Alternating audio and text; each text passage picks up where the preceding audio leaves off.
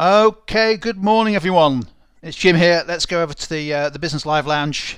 Joining me today for this AQA revision session is Graham. So Graham, give us a wave just to make sure that you're still there. How you Hello. doing, mate? Hello, everyone. Everyone say hello to Graham in the chat window. And what we'll do is, Graham, if you just want to take us through the nature of the session today, and then when we're ready, we'll flick the switch on the questions and the activities and see how we go. Yeah, so we've got 10 MCQs for you to have a go at, and it would be really good if you can put your answers in the chat window. So obviously every MCQ will have 4 possible answers, A, B, C, or D. If you could just pop the answer you believe. Morning, Max. Morning to you. Pop them in the chat window. That will be absolutely fantastic. And we're going to aim to do these regularly. So I think we'll be doing another one next Friday at 11 o'clock. It'd be great if you could join us. But before we start the MCQs, just as everyone's sort of logging in and that, well, actually, one thing is, please make sure you have maybe a calculating implement. There will be some calculations with which you need to perform. So if you've got a calculator or smartphone, that will be absolutely great. And like I say, pop your answers into the chat window. That will be absolutely fantastic. Now, before we start, we're going to have a quick warm-up activity. All you need to do is, using the clues, can you identify the name of the business? I mean, if you want, you can have a guess now. If you think, actually, I know what this business is now, by all means, type it in the chat window. But if you're not too sure, let's have a look at clue number 1. So Jim, can you reveal clue number 1, please? So what business is this? It started with a $12,000 investment. What business started with a $12,000 investment? Any ideas? So some answers coming through the chat window. Now, dollars, it's dollars, so it does point to sort of, the nationality of the business or maybe where it was launched and started. So, no correct answers as yet, but let's have a look at clue number 2. The first shop was located in a renovated gas station. Again, I think there's a theme here. Gas station, $12,000. Lots of people saying Amazon. It's not Amazon, and it's not Tesco. Well, could be McDonald's, couldn't it? McDonald's, that really famous Scottish restaurant. Yeah, it could be. Let's have a look. Clue number 3, please, Jim. Gained a reputation for giving away free products once a year. So start with a $12,000 investment, located in a gas station, gained a reputation for giving away free products once a year. Now, I think some people are starting. Now, I won't say I've seen the correct answer now. Now, there's lots of answers in the chat window, but I've seen the correct answer. So, clue number 4. Best-selling products are served in pints. So, does that add any more weight to what you were thinking? The best-selling products are served in pints. A pint of Starbucks, that would be good, wouldn't it? A pint of coffee, please. No, it's not Starbucks. Lots of correct answers coming through now. Let's reveal the last clue. Bought by multinational Unilever in 2000. Which business is this? Jim, can we reveal it? It was Ben and Jerry's. Well done. Weatherspoons, yeah. It could have been Weatherspoons. Their best-selling products are served in pints. Actually, their best-selling product is, I think it's Coca-Cola or Diet Coke. That's the drink they sell the most of, interestingly enough. I had a big slice of business pie this morning, so I know that answer. Right, let's start with the MCQs. Hopefully everyone's here now. So, Jim, can we see the first MCQ? So you have 2 statements on screen. Statement 1 and statement 2. You have to decide whether statement 1 is true or false, or whether statement 2 is true or false. So statement 1. Penetration pricing involves a business charging a high price when a new product is launched in order to benefit from demand by early adopters. Is that true or false? Statement 2, dynamic pricing is most likely to be effective where a business has reliable and timely data on changes in market conditions. So in the chat window, can you type in what you believe the answer to be? Is it A, B, C, or D? So 30 or 40 seconds on that. Is it A? Is it B? Is it C? Or is it D? I can certainly see the answer on screen. I can see the answer there. Is it A? Is it B? Is it C? Or is it D? So we're split between A and C. So it's about the amount of people put it in the chat window, 50-50 split between A and C. Jim, can we reveal the answer, please? So it is C. Statement 1 is false. It's not penetration pricing. That is skimming. Now, penetration pricing and skimming are areas that students often confuse in exams and assessments. And we like to call these confusing pairs. Other examples of confusing pairs include things like price elasticity of demand and income elasticity of demand. It's always mentioned in the examiner's reports that knowledge and understanding are what we call knowledge gatekeepers. They are the foundation for good answers. So you really need to be on top of your key terms and concepts, because if you get the concept wrong, then that is really going to limit the amount of marks you can be awarded in your assessments. And dynamic pricing is likely to be more effective when a business has reliable and timely data on changes in market conditions. For example, airlines who use dynamic pricing a lot. Okay, question 2. So a calculation question here on budgets and variance analysis. So the table below shows a company's budgeted and actual income and expenditure for 2020. Based on the data, the profit variance, so it's the profit variance we're after for 2020 was, is it A, 30,000 adverse? Is it B, 10,000 favourable? Is it C, 10,000 adverse? Is it D, £20,000 adverse? Is it A? Is it B? Is it C? Or is it D? What do we think? So you've got the table of data there. You've got the budget and actual. So there's 2 steps to this calculation, 3 steps actually. You need to work out the budgeted profit, then the actual profit, and then decide what the variance is and whether it is adverse or is it favourable. Now, while people's typing in the chat window, I can't stress enough the importance of showing you're working out. That way, even if you get the final answer wrong, you can be awarded some marks if whoever's assessing your work can see some evidence of understanding. So you didn't know how to work the variance out, but you knew how to work out the, the profit, the budgeted profit and the actual profit. Have a go at that, because chances are you're going to get some marks because part of your calculation will be correct. Okay, so let's reveal the answer, please. The answer is £20,000 adverse, and that is because the budgeted profit is 140,000. The expenditure, so the budget profit 140,000, actual 120,000, difference between the two, £20,000 adverse. Now remember, I'm not the true Geordie, I'm actually from Sunderland, to be fair. I might sound like the true Geordie, I'm the true Mackham. Now remember, it's not a minus figure, okay? It's not a minus figure because the business is profitable. It's an adverse variance. And it's also important. Now, there's a good question there. So about workings in MCQ. So I just need to clarify what I meant by that. Obviously not, you don't get any marks for your workings in MCQs. My point was about if you get any calculation questions, like a 4-mark question, a 5-mark question, a 6-mark calculation question, then sure you're working out. But you're right, you wouldn't get a mark for any working out on an MCQ. So I just need to clarify that. Okay, question 3, let's move on. So as part of a strategy to introduce just-in-time operations, a business decides to move production previously done by a supplier located in China to its own factory located in the UK.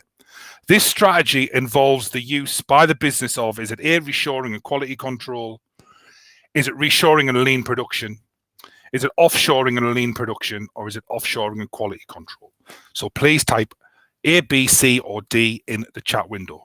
What do we think it is? Is it reshoring and quality control? Is it reshoring and lean production? Is it offshoring and lean production? Is it offshoring and quality control? I think a lot of answers flying in now, which is great to see. And it looks as though the majority, no, it's not F. Jim, can we reveal the answer? It is reshoring and lean production. So just in time, an element of lean production aiming to eliminate all the waste in the process. There we go. Question 4, please. So, stakeholder mapping. So take your time with this question because you need to read the table carefully. So the table opposite shows the level of interest and power for different stakeholder groups in a business. According to the stakeholder mapping model, which stakeholder map should a business focus on regular communication or keeping informed? So regular communication, keeping them informed. Is it A, customers? Is it B, employees? Is it C, suppliers? Is it D, society? So what do we think it is? Now, stakeholder mapping was also a 25 mark in a previous exam, a 25 mark question. So it's not beyond the realms of possibility. In any assessments you may have, you might have to evaluate the extent to which stakeholder mapping is useful to a business. So stakeholder mapping is a really key model and theory that you really need to be on top of. So what do we think? Is it A, is it B, is it C, or is it D?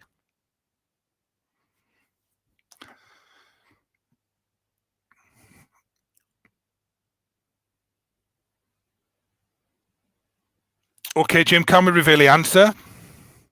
And the answer was employees. That's because employees have high stakeholder interest, but low stakeholder power. Now, if employee stakeholder power was high and their interest was high, then they would need to be managed closely. But because their stakeholder power is low, but their interest is high, keeping them informed, regular communication would be the strategy. Fantastic. Question 5. So another 2-statement question here, please. Statement 1, a public limited company can change into a private limited company. Statement 2, the market capitalization of a public limited company is calculated by multiplying the share price by the number of shares in issue. Is it A? Is it B? Is it C? Is it D? What do we think? Is it A?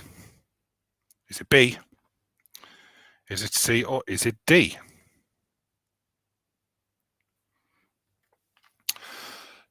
Yeah, we seem to be on top of this question. So a public limited company, yes, of course, it can change into a private limited company and it can go back. So that's just a change of ownership, a form of business ownership. And yes, the answer, you do calculate market cap by multiplying the share price by the number of shares in issue. Okay, last question from me, question 6, before I hand you over to the man, the myth, the legend, that is Jim.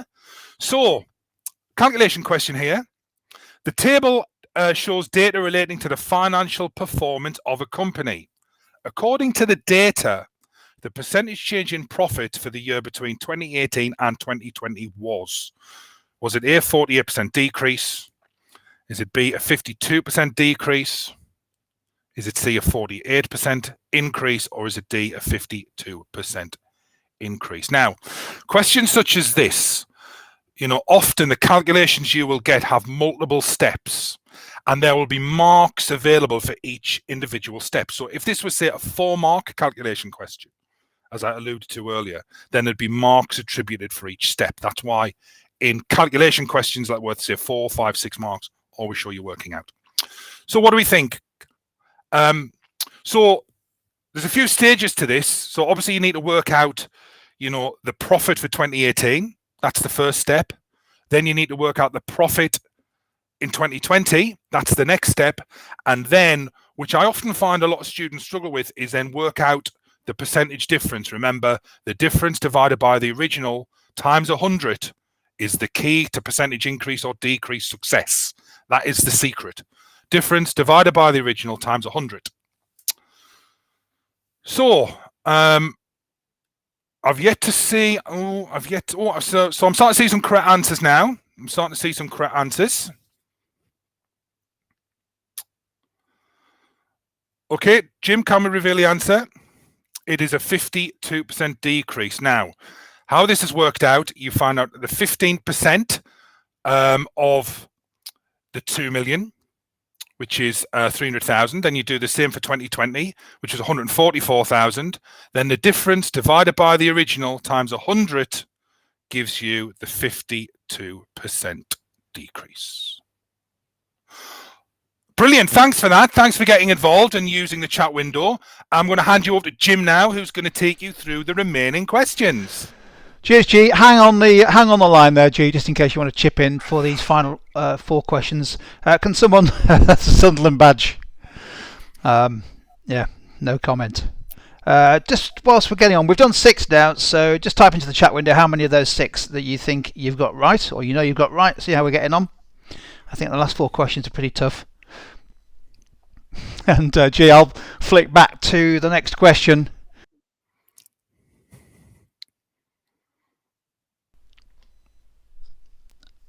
There we go, I'm back.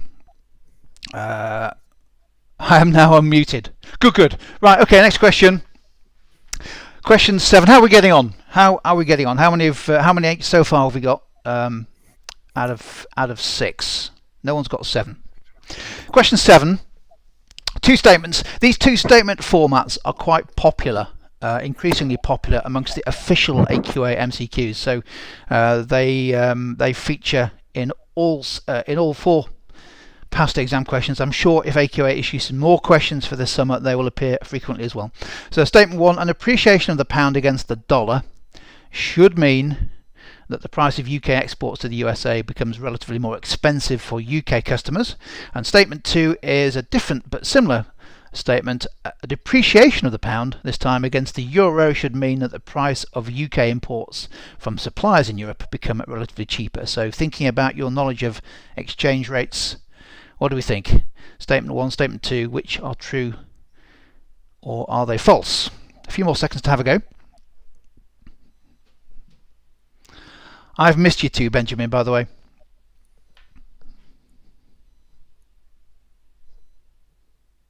I think this is quite a tricky one because it clearly demands understanding of the impact of exchange rates and changes in the exchange rates. And let's have a look at the answer. Well, it is B, so looking at the chat window, I would say that about 80% of you got that right, which is really good news. Continuing the strong performance so far in this session.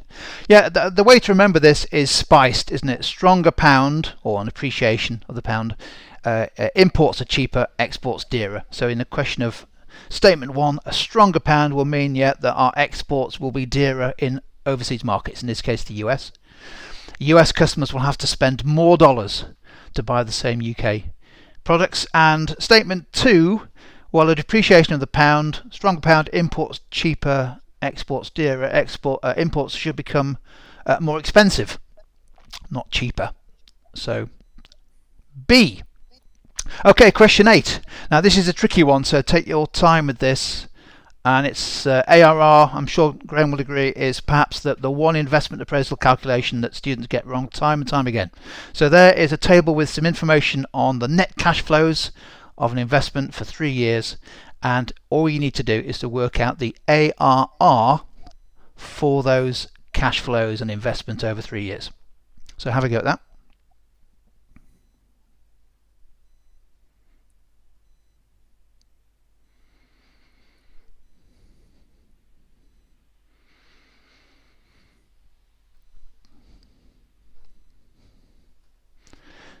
A couple of steps in this calculation.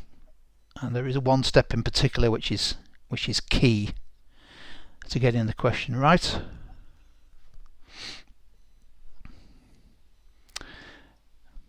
Answers are starting to come through. I would expect a question like this to take you at least 45 seconds to a minute. Not every MCQ takes so long. Sometimes you can get them done in a few seconds. Other times, as we saw with the question 6 on today's session, it might take you a minute or 2.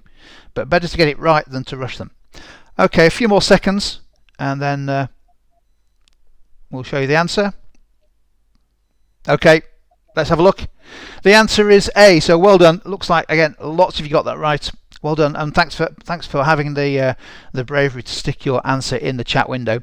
Don't forget, the key with ARR is to firstly work out the total return from the project, which is done by adding up the net cash flows. So 2 plus 4 plus 8 is 14,000, but don't forget to deduct the cost of the investment. So it's 9,000 is the total return over the 3 years, but we need the annual return. So 9,000 divided by 3, £3,000 per year, and then we then express that as a percentage of the original investment, which is 5,000. So it's 3 over 5 times by 100, so 60%.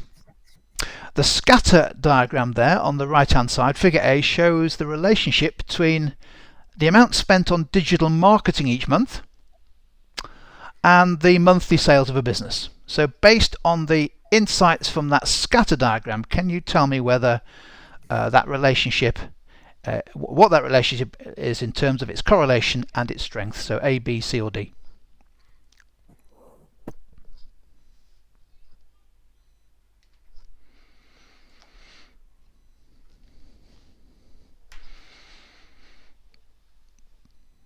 So correlation, a method of sales forecasting. That's where you'll find it in the AQA specification. But we're concerned about two aspects. Firstly, the nature of the correlation between two variables, and also, if there is one, and also how strong or weak it is. So a few more seconds for one or two more to type their answer in. It's looking like most people have got this spot on. Should we take a look at the answer? Here we go. The answer is, it is C. It is weak positive correlation. Let's just spend a few seconds explaining that. Well, don't forget, with correlation we plot two variables. Typically on the x-axis, the bottom axis, we plot what's known as the independent variable. In this case, the amount spent on digital marketing. And typically on the y-axis, we plot what's known as the dependent variable, the variable that depends on changes in the independent variable, in this case monthly sales. So we're plotting points, data points, to see if there's a relationship between the amount spent on digital marketing and the sales that get generated. And if there is a positive correlation, that would suggest is that if you spend more on digital marketing, you get higher sales, and that does seem to be the case according to that chart. So it's positive correlation. And how strong is the relationship? Well, we measure this by looking at the extent to which those data points diverge from the line of best fit, the regression line. And you can see from figure A that there is quite a large gap, quite a wide space between each data point and the correlation line. So that suggests that whilst there is a relationship, it's positive, it's quite weak correlation. So weak positive correlation. Good. Right, we're on to the last question before we finish off with a little warm-up or warm-down activity. This is quite a tough one, so read this carefully. The table shows the data relating to recent sales growth and the latest market share of product A and the market leader. So based on this data in the table there for product A and the market leader, how would you categorize product A using the Boston matrix? So have a good look at the table, and then based on your interpretation of that data, how would you categorize product A using the information given in the table?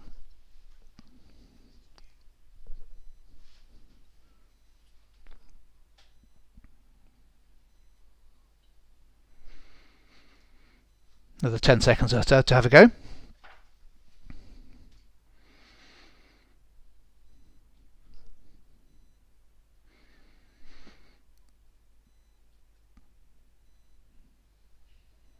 Lots of answers coming in now. Shall we have a look at the answer?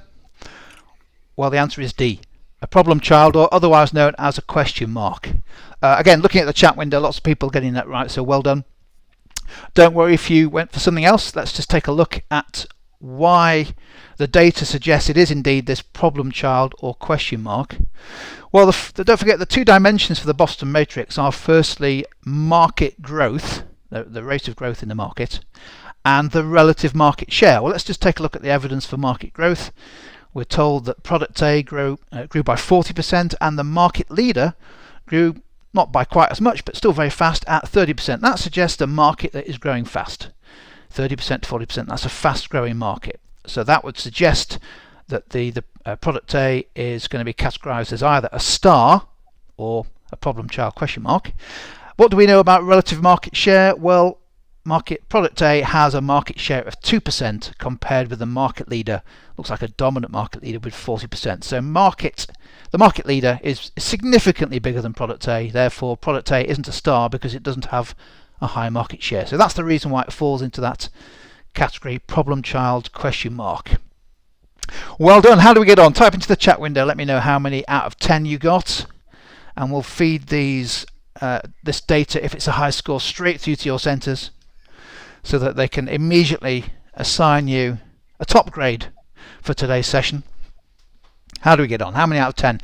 The average score, these are all exam style and definitely exam standard questions. The average score in previous years, including the October 2020 sitting, is out of 15 is just over 8 and a bit. So if you have got 6 or 7 or more, then you are absolutely flying on these quite challenging MCQs. Good scores coming through. Excellent. 7, 8, 9, 10. That is fantastic. Well done. So give yourself a pat on the back. Let's finish off then with a quick warm down activity. Here it is. This is called higher or lower. On the screen there, I'm going to give you the annual sales in the UK of M&Ms in 2019. This is pre-lockdown. In the UK, we bought £106.8 million worth of M&Ms.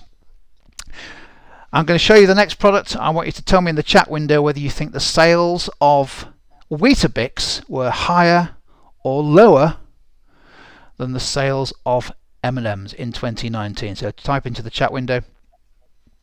Were the sales of Weetabix higher or lower than the sales of M&Ms in 2019? It's all M&Ms. It's peanut, the load, all of them.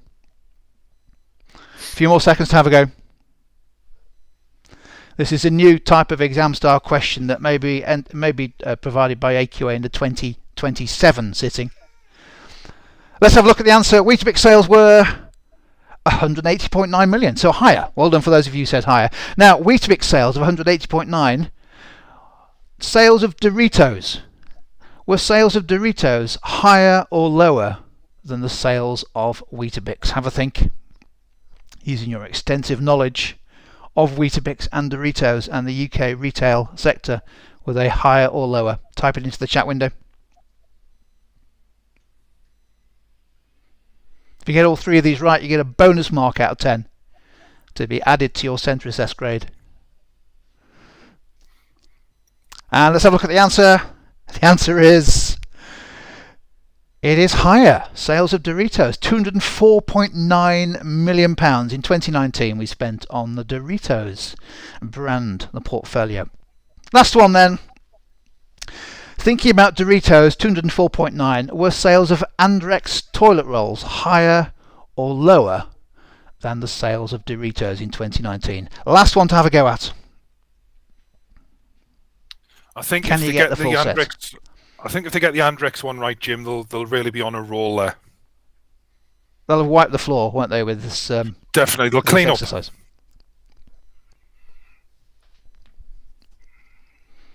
I hope these figures aren't a tissue of lies. Have you got any more before we reveal the answer? No, I've run out of Andrex puns. Okay, let's have a look at the answer. It is higher, 362.3 million. So it was higher in all of them. So a big thumbs up to everybody who got all 3 of those correct. Lord knows what the sales of Andrex were in 2020. I've certainly got a shed full of them, which I bought at the start of the first lockdown. Hopefully going to find a way of... So I mentioned that, Graham. I probably shouldn't have mentioned that, really, should I? No. You're stocked up. Right, let's just go back to the live lounge. We're done in terms of our MCQ revision blast. Hopefully you found that useful. Graham, thanks very much for helping me out this morning. Thank you, Jim, and thanks everyone. Graham, you finished the session. Go for it, yeah. Yeah, thank you very much. Nice to see so many nice comments and loads of good answers, and thank you for getting involved. Just for the next few seconds, if there are any topic areas that you think you'd like us to maybe write an MCQ on or cover in future Friday sessions, please just put them in the chat window. You can subscribe to our YouTube channel. You'll get an alert when the next MCQ blast is taking place. But it's going to be next Friday, isn't it, Jim? 11 o'clock next Friday. And so please join us next Friday for more AQA A-Level Business Fun and Frolic. So on behalf of myself and Jim, thank you for getting involved. And we'll see you next week. Thank you very much. Yeah, brilliant. Thanks, Graham. Thanks, everyone.